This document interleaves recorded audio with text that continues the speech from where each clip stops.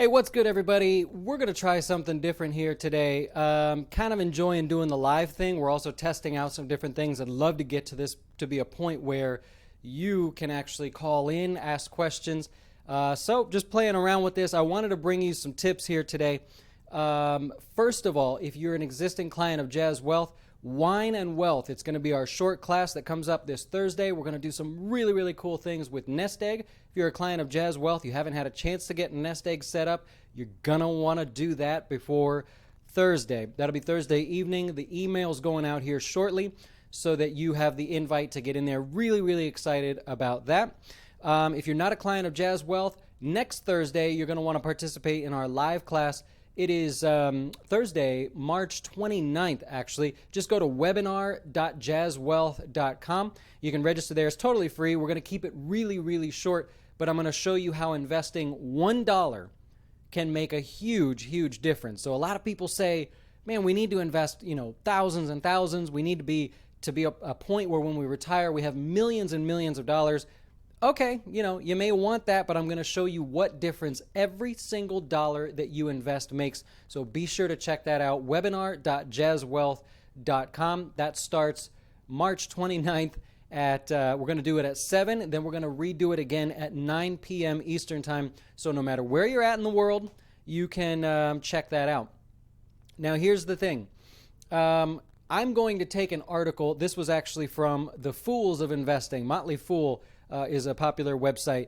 They have 11 things that you should be doing for your retirement, and I'm going to go through them and kind of give you my approach to it. As a registered financial advisor, what would I suggest versus what they suggested on here? Lots of great stuff. So if you have a minute and you're watching reruns on TV, take a minute. Let's watch this instead. Feel free to ask questions along the way. I know there's a little delay, but as you ask questions, if you want to, I will answer them. Of course, if you're watching this and you didn't catch us live, that's cool too. Feel free to leave a comment.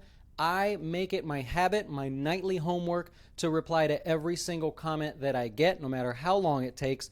I appreciate you guys, so I do try to respond to every comment that I make. Keep in mind, I can't make public recommendations. The regulators are very strict on that. Every single comment, believe it or not, gets audited, and so I can't say certain things. So I don't mean to avoid you sometimes, but that's what I have to do. So before we get started, looks like Curtis has a question. What if you only have $1,000 to invest? Hey, that's $1,000 more than you had yesterday. So we have no minimums at Jazz Wealth.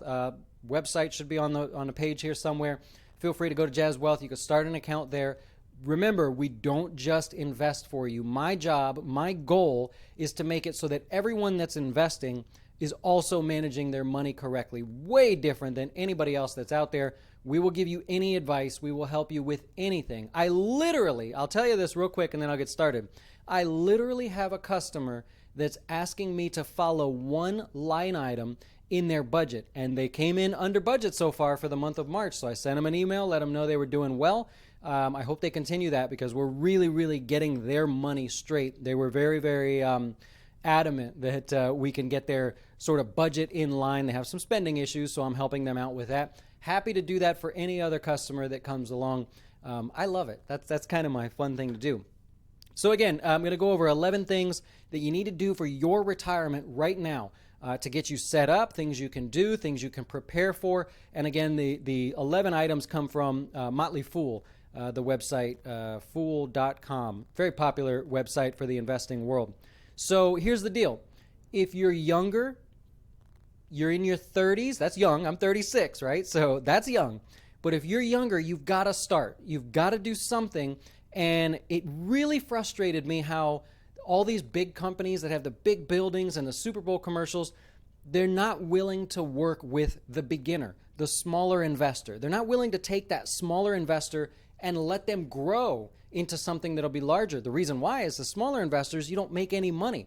I don't care, right? I want to help you grow so that 10 years from now, you become a bigger client. Our fee actually goes down as you grow, but if I can help you, you'll stick with me the whole time, right? And so that way it'll be more profitable in the end. I get it, right? Every business has to make money. I'm not going to say we do this for free, but the point is I'll work with the beginner. I'm one of the only guys out there that's saying, look, I will actually manage your investments. I will help you with your dollars. And so That's one of the things that always frustrated me. I want to dive right into this here because if you're younger, you do need to get started. If you need a place to get started, it's on the shirt. It's on the page there. You see the logo down here, right there. So go on over to jazzwealth.com. We have 4 people currently standing by that can open your account. They can get you set up, but you should know the guy you see is the guy that talks to you, is the guy that manages your account. So you're always dealing with me directly. So tip number 1, according to Motley Fool, they say the first thing you need to do to get your retirement on track and get started once and for all is to start an emergency fund. And I'm sort of a big proponent of this. I actually break down the emergency funds into 2 categories. So we do this a little differently here at Jazz Wealth, but the point is you have to have savings, period.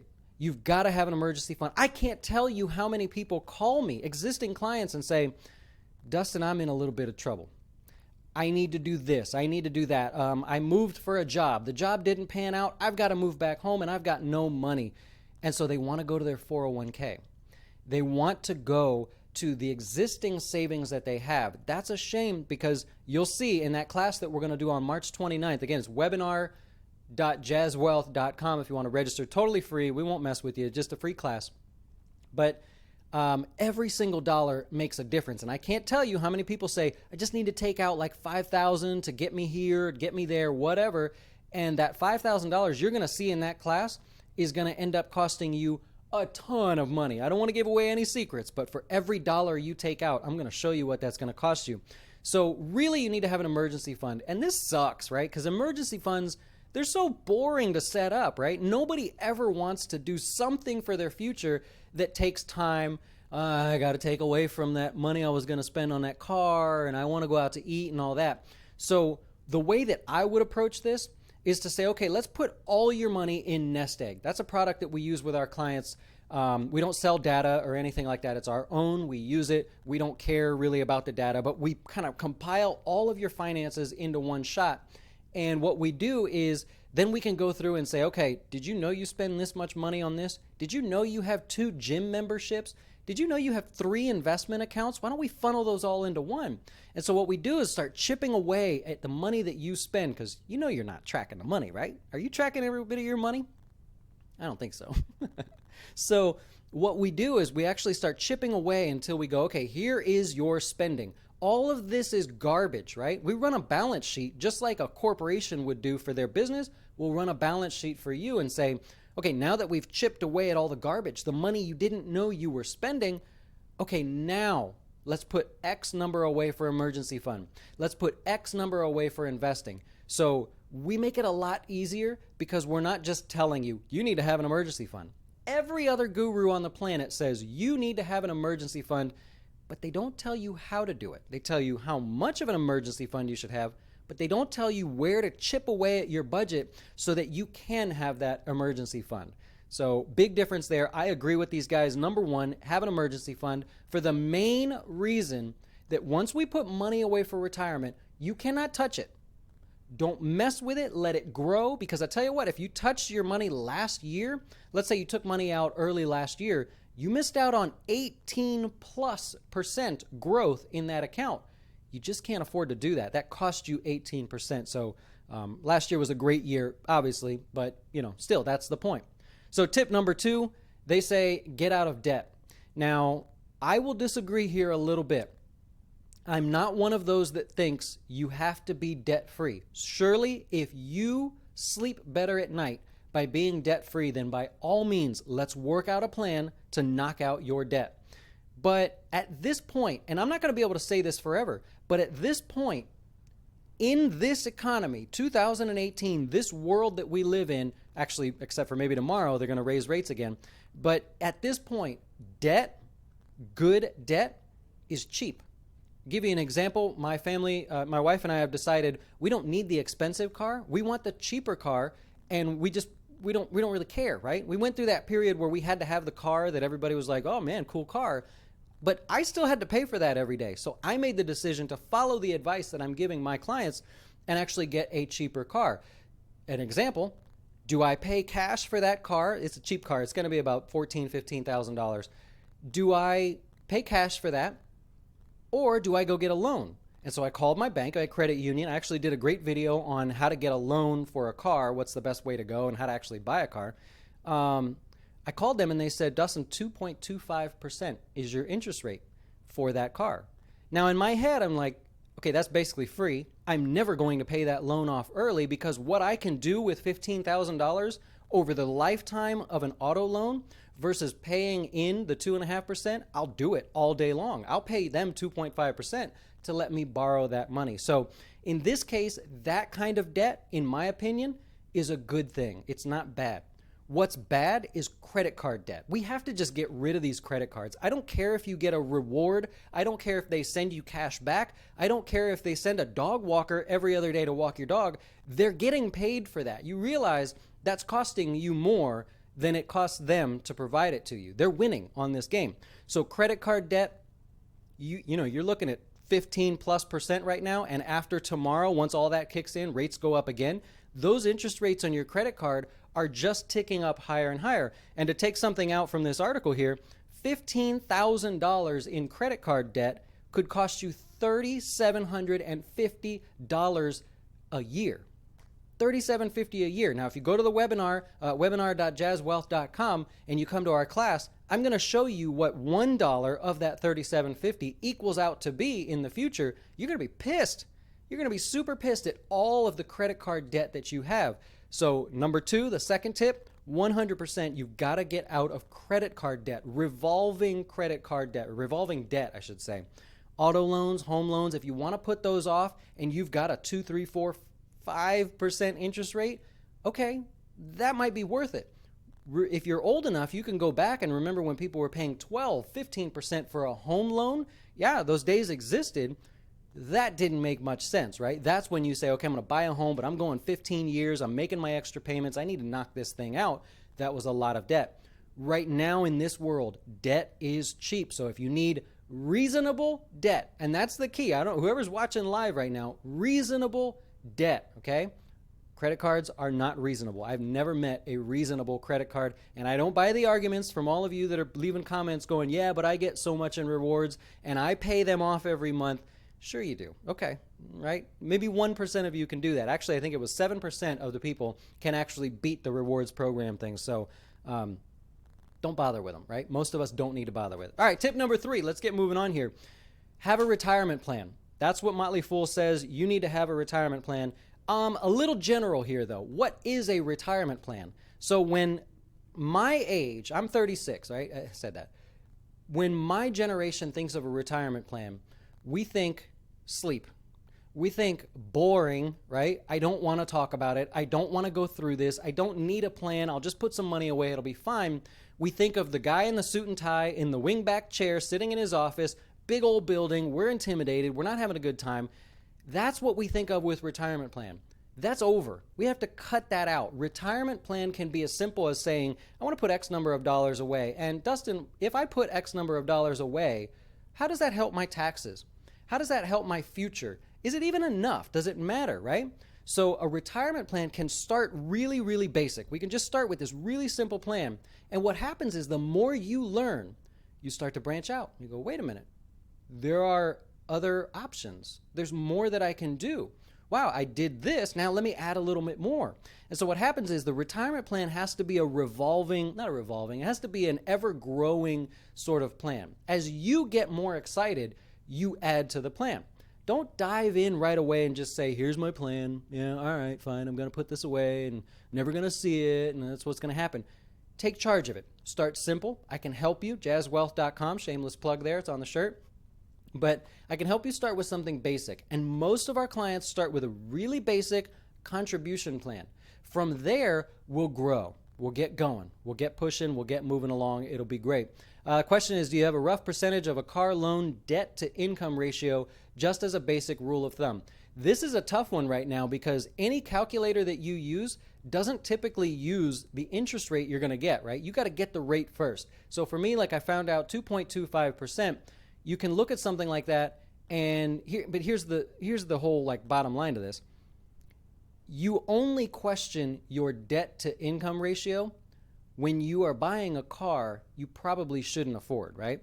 Like the lady at my bank, I use the same lady every time. I go to a local credit union, love these guys. I always get a good rate. Could I do better elsewhere? Maybe a fraction of a percent or something. But when I called her, she laughed at me. The lady laughed at me. I said, you know that car that we have? We're going to sell that and we want to get this car. And it's going to probably be about 14, 15,000. She laughed and she said, everything okay? Are you doing good? I thought you were starting a business. Everything was good. She laughed at me because she thought I was going to ask for a newer, nicer car. So if you're asking for a loan that you know you're pushing the limit, that's when people ask that question. It's the same with homes too. What should your debt to income ratio be? Now, they kind of force you into a range there when you buy a home. But if you have to ask that question, you're probably trying to spend too much. And so I don't care that car loans are 2.5%. That doesn't mean I'm going to go spend $200,000 on this killer Bentley. Oh my God. I don't know if you guys know a Bentley Continental, the 2-door. Oh, dream car, man. Dream car.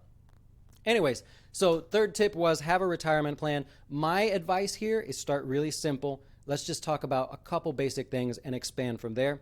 Their tip number 4 was to save and invest more. I don't really get that one. That's kind of really basic there. But basically what they're saying is the more that you save and the more you invest, of course it's going to grow. Now, when I would take this a step further and say saving and investing are two different things.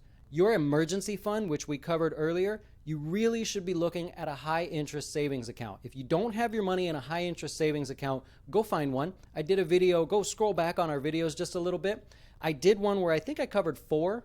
Hey, Jaron, how's it going? Good to see you. I think I covered 4 in a previous video, paying like 2.5%, whatever it is. It's not a lot, but those rates are going up because interest rates are rising slowly. The Fed's actually going to raise rates tomorrow. 94.4% chance they're going to raise rates, in case you cared about the actual stat for whatever reason. But a 94.4% chance they're going to raise rates. What does that mean? That eventually will trickle down into your high interest savings accounts. And those guys are trying for business so hard. They're advertising like crazy. They're doing anything to get you to put money in here because they need the money to lend out. So I did a whole video on that, how that works. Bottom line is save and invest more. Okay, start with savings, high interest savings account for your emergency fund, which again breaks down into 2 parts. Don't just have one emergency fund. There are 2 emergencies you can have. Break it down into that. Save in a high interest savings account. And as far as investing more, don't invest $1 more until you know. Now, like I know I should say invest as much as possible. It would benefit my company. It would benefit you, of course. But the rule really here is let's chip away at your budget. Let's invest more when you can invest more. There's really no hurry. If you're being consistent right now, that's a good start. We'll go from there, okay? We don't have to hit the ground running from day one. So those are my 2 things for that one. Save and invest more. I really didn't like that tip for them. Tip number 5 for them, I really don't care for either. It says earn more and spend less. Duh. Like, sure. I mean, that's what I want to do. I want to earn more and spend less, of course. The argument here is, look, you have every opportunity. Actually, a video coming out on Friday that we're doing is going to rank all of the side hustle type jobs by order of income. So check that out. Here's the thing. As you make more, it's human nature. You spend a little bit more, right? You go out to eat a little bit more often. I get it. I see what's going on there. The idea is as you make more, try to keep your spending about the same and remember to always chip away at your budget. With technology these days, if you're using Nest Egg and you're one of our clients, it's so easy. We could just chip away. On the back end, I can run every report you want. We can go as detailed as you want. Just try to focus on that spending for now. Tip number 6, they say make use of IRAs and 401ks. I'm going to be a little specific here on this one, okay? First, this is how this goes. There's no argument about this. This is the order that you go in, even though it doesn't help me where you're going to start. You start with your 401k at work. If they offer you a 401k, you start there only if they have a match, okay? Big difference here. If you go to a job that wherever you work, you say, do you match any of my contribution? It's already written down. You're not like going to negotiate this or something.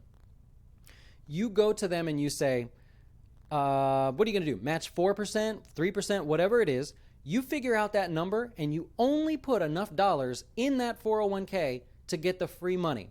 There's a reason why over 70% of the people that contribute to a 401k never put any more than $9,000 in it. They're smart. They know the rule, right? The rule is you put money into the 401k first only if there's a match and only to get the exact match from your company. You put $1, they put in $1. If that's all they'll match, then you stop there. You put in $1. If you put in 100 and they put in 50, and you end up with 150, great. You put in 100, that's the end of the game per pay period, of course. From there, the rest of your money goes into a Roth IRA as long as you qualify. Most people do qualify. So that's where you go from there. 401k at work, then a Roth IRA. If there is no 401k at work, which is kind of rare these days, but if you have no 401k or they don't match any money at all, then you go right to the Roth IRA. I hope you'll give me a call. I hope you'll keep us in mind, but that's the steps that you take, okay? There's no other way around this. Those are the first two. If for some reason those two don't do anything for you, let's get together. I'll go through the next steps for you, or just go back and see the retirement video that we made about which ones you can put in.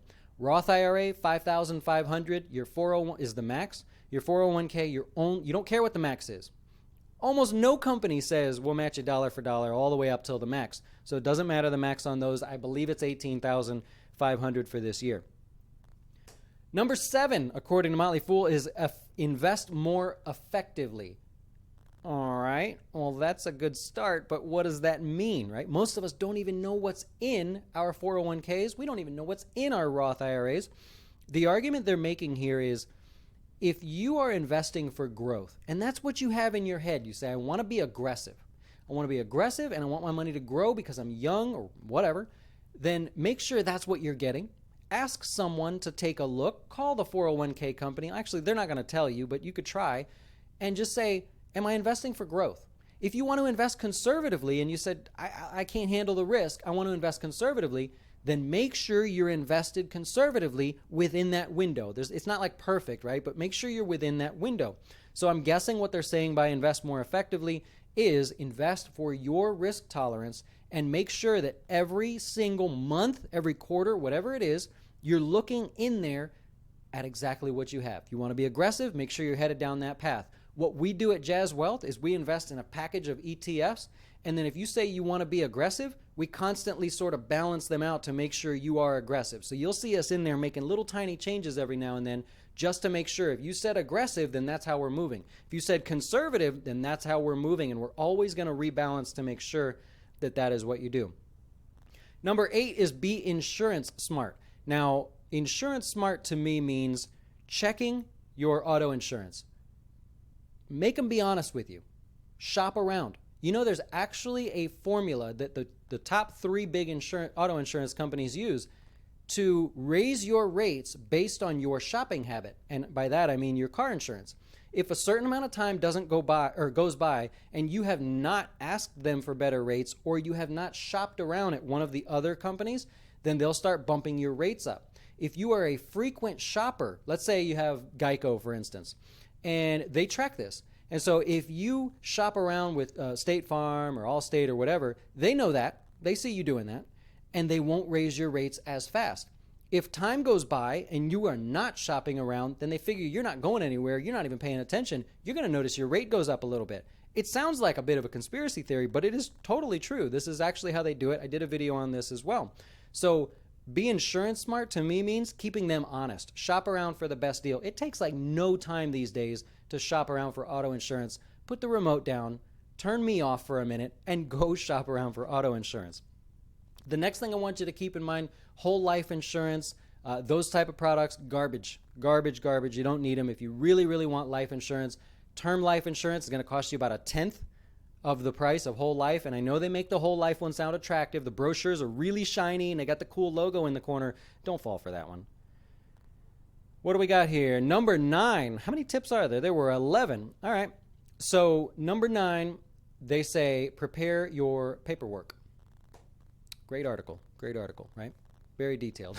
Here's what I'll go with that. Prepare your paperwork. What this means is anything that you have record of, your taxes, your insurance documents, your homeowner's insurance documents, your will, things like that, have them all in a centralized place. I have a great story of a guy that was in Texas. You know, the hurricane, was it Harvey that hit Texas? went through there. His home was flooded right up to the halfway mark there, just a disaster. And so nothing was savable. Well, he had saved his flood insurance documents in the vault in Nest Egg. See, every client of ours has Nest Egg, and off to the right when you log in, it says Vault. Or if you log in on your phone, you hit the menu button and it says Vault. Well, you can store anything there. And again, we don't sell the information. We don't care. I don't even notice if you have it there unless you tell me. And what you can do with your phone is say, all right, here's my tax return. Take a picture of it, goes right to your vault. Take a picture of your flood insurance, goes right to your vault. He did this and he called and said, I need help. Flood insurance documents. Can you get them to me? I literally went on my phone, sent it to his phone, and he was able to go to they had a big trailer out there where, it wasn't State Farm. I forget who it was. He went out there, showed them the documents. They found the document number, pulled it up, and got his claim started that day. So that was a big deal because otherwise his paper documents, gone, completely just destroyed. I'm not sure how he would have verified anything from there. So really cool. If you're a client of Jazz Wealth, use the vault. Nobody notices it's there. I don't care. I'm not snooping on you. I actually can't see unless you share with me. And make sure that that's prepared because you never know when something's going to happen. I hate to have those conversations with people, but, things happen. Number 10, be strategic about Social Security. When people tell you to be strategic about Social Security, they're telling you to wait till the very last second to take Social Security. Social Security benefits go up the longer you wait to take them. So what most people end up doing is going, oh, wait a minute, I didn't save anything for retirement. I need to start Social Security early. You end up with a smaller benefit. We don't do a lot of Social Security planning here, but what I can tell you is if you start early, if you're watching this, you're like, I need to start a retirement thing, I need to get going. Again, I hope you'll keep us in mind, but if you don't, make sure you get started and be consistent. So when Social Security comes, 65, you start getting up there and you're like, should I take it now? Should I wait till 67?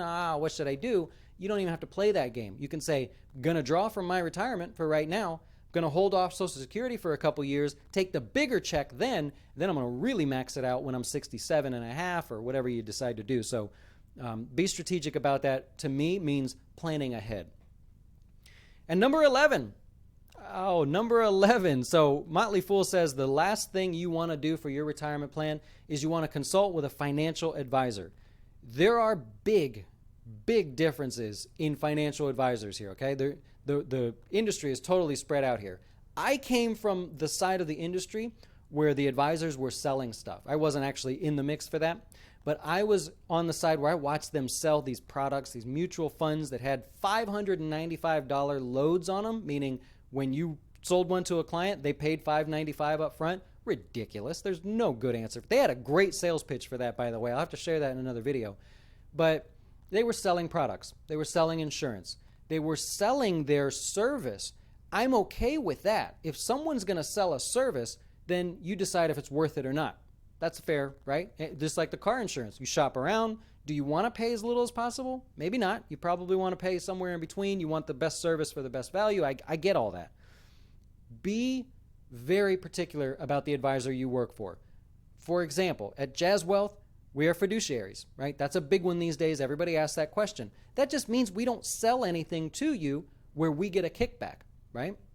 We can choose any investment we want. And these mutual fund companies call me like crazy. They want me to sell. These are big name companies. They want me to say only offer mutual funds. And every time I offer one to you, I get a little cut of everything. I don't like that. I don't like that deal because it adds to what it costs you.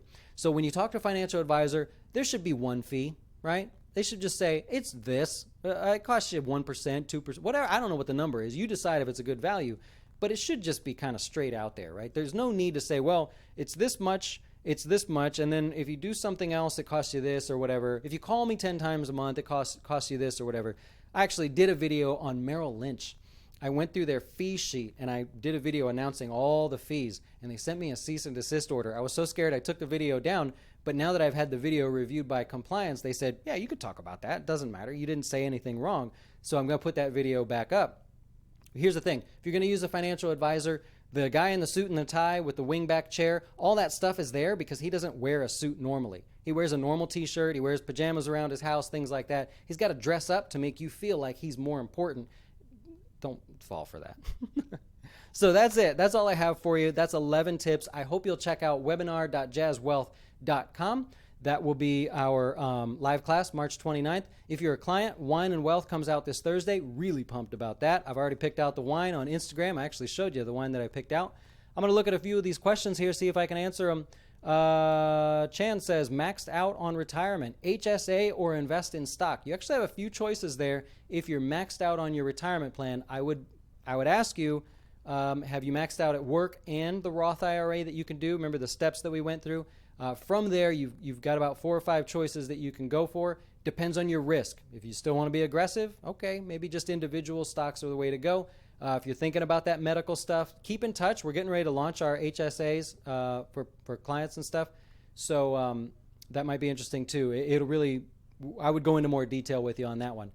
Doc Type says, if you're a client and don't use Nest Egg, you're missing out. Just the retirement and budget tracking alone is worth it. Oh, man, that's nice. I wish I knew your real name, I would say. Doc Type, thank you. Thanks for that.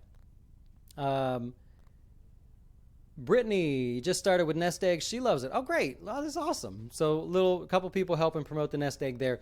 Again, it's included free of charge to our clients. We are getting ready to go crazy with the help and support. We're going to use Wine and Wealth as sort of our thing. The reason I call it Wine and Wealth, by the way, is because I figure by the time I have a glass of wine, that's about how long it should take, right? So I'm going to pour a glass of wine. I'm literally going to enjoy that and keep it short, right? I'm not like a chugger, right? But I'm going to enjoy that with you, and we will go through that. We're going to go detailed on Nest Egg. We're just going to keep building on it, so you guys are all good. I think that's good. That's about all I've got for you guys today. I just wanted to test this live thing out. It seems like it's working out pretty good. Didn't mean to take 30 minutes of your time, but I thank you for sticking around. If you need anything, you have any questions, jazzwealth.com. Click chat with Jazz. The face you see is the guy that's going to call you, or you can just leave me a message if you like. Really appreciate you guys coming and checking it out. We'll try this again maybe Thursday. Actually, we won't do it Thursday because that's Wine and Wealth. So we'll try it again next week, see how it goes. If you have a topic in mind that you'd like me to cover, leave it in the comments below. That'd be cool. We'll go over it. Enjoy, guys. Have a good evening. We'll see you soon.